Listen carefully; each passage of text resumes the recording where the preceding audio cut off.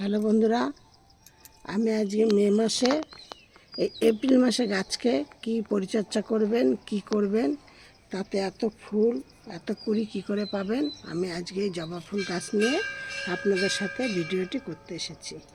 আজকে আপনাদের সাথে আমি এই একটা আলোচনা করব, যেটা আমি গাছের জন্য করি, সেটা হলো আমি আপনাদের সাথে শেয়ার করছি। শেয়ার করার উদ্দেশ্য হলো, দেখুন আমি শেয়ার করে আমার এইটুকুনি গাছে আমি কত কুড়ি বা কত ফুল হয়। যে এই দেখুন প্রায় 7-8টার উপরে ফুল ফুটেছে। আমি এই জন্য আমি আপনাদের সাথে এই শেয়ার করছি আর কি। তা আমি গাছকে কি কি খাবার দিচ্ছি, আমি এতদিন প্রতিটা ভিডিওতে বলতাম যে আপনাদের সাথে আমি গাছে দিই পাকা কলার খোসা জলে ভিজিয়ে রেখে, কিন্তু আমি এবার একটা কাজ করেছি, সেটা হলো কাঁচা কলা যে পাওয়া যায়, কাঁচা যেই কলার আর কি তরকারি খাওয়া হয়, সেই কাঁচা কলা নিয়ে এসে পিস পিস করে কেটে নিয়ে সেইটাকে আমি 3-4 দিন জলে ভিজিয়ে রেখেছি। ভিজিয়ে রেখে তারপরে আমি তার মধ্যে যা দিয়েছি, কিছু জৈব রান্নাঘরের জিনিস মিশিয়ে সেই জলটাকে ছেঁকে নিয়ে গাছের গোড়ায় দিয়েছি, আর সেই জলটাই আমি গাছে স্প্রে করেছি। দিয়ে তাতে দেখুন আমার গাছের চেহারাটা দেখুন, যে কোনো গাছের এই যে চেহারাগুলো দেখুন।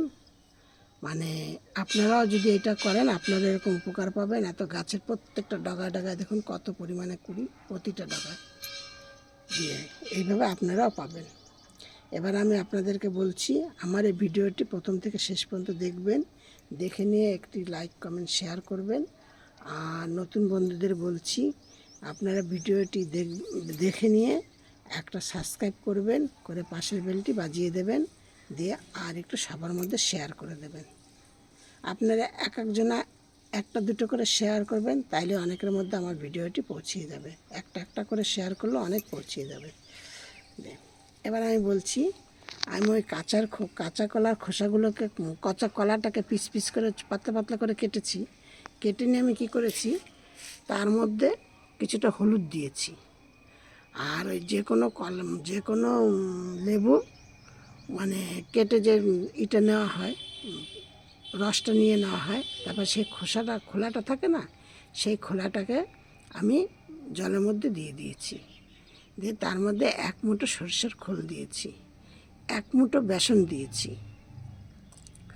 আর ওই যে বাজারে যে 5 টাকা দামের কফি পাউডারগুলো পাওয়া যায়, ওই কফি পাউডার দিয়েছি 1 পাতা।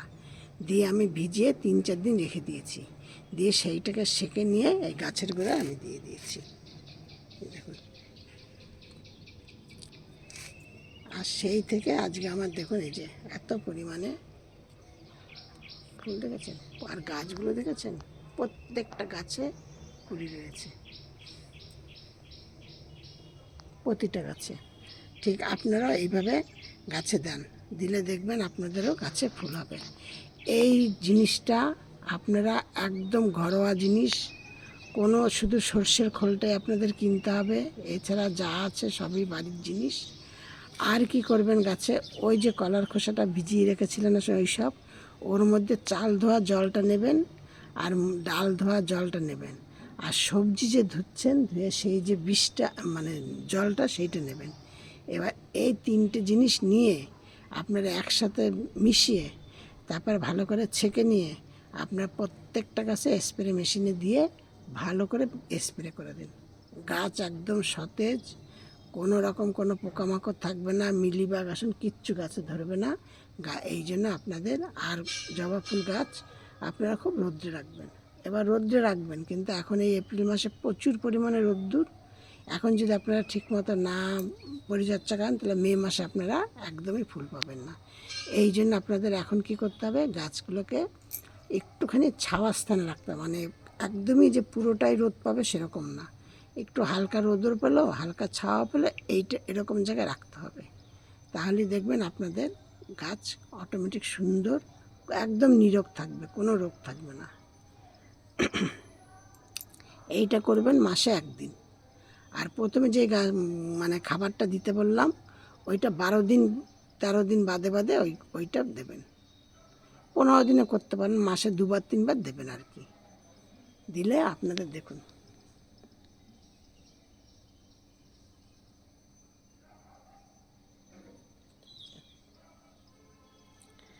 আর মাটি যদি আপনাদের ধরুন সব জায়গায় সমান মাটি পাওয়া যায় না, এবার যদি আপনারা মনে করেন যে না আমরা মাটি সেরকম, আমাদের এখানে এঁটেল মাটি, সব এঁটেল মাটিতে কিন্তু গাছ ভালো হয়, তারপরে যখন মাটিটা ভালো চেপে ধরে মানে জমে যায় তখন কিন্তু আর সেই গাছ ভালো বৃদ্ধি পায় না। সেই জন্য কী করতে হবে, তাহলে যখন গাছটাকে বসাবেন তখন তার মধ্যে কিছু পাতা পচা সার দিয়ে দেবেন, মানে বাগানের যে পাতাগুলো আপনাদের পচে যাচ্ছে সেই পাতা পচা সারটাকে মিশিয়ে নেবেন মাটির সাথে, অথবা নারিকেলের যে ছোবড়াটা থাকে আর কি, হ্যাঁ ওপরের যে এটা যেটাদেরকে ধুনুচি জ্বালানো হয় সেই ছোবড়াটাকে মানে দেখবেন ছাড়ানোর পরে গুঁড়ো গুঁড়ো গুঁড়ো গুঁড়ো কেমন হয়, সেইগুলোই মাটির সাথে মিশিয়ে নিতে পারেন।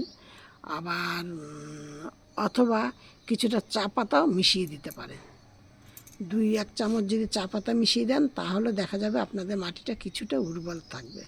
যত মাটি উর্বর হবে তত আপনাদের গাছ ভালো হবে। বেশি এঁটেল মাটি হলে পরেই কী হয়, যে কোনো গাছের ক্ষেত্রে গাছ তাহলে অসুস্থ হয়ে পড়ে, গাছের মানে শেকড় বৃদ্ধি পায় না, হ্যাঁ।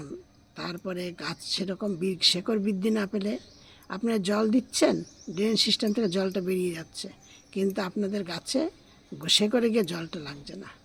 আর শেকড় তো আপনাদের হবেই, আর এটা সীমিত জায়গার মধ্যে মাটির শেকড় একদম চাপ ধরে যায়, শেকড়ে গিয়ে জলটা পৌঁছাচ্ছে না।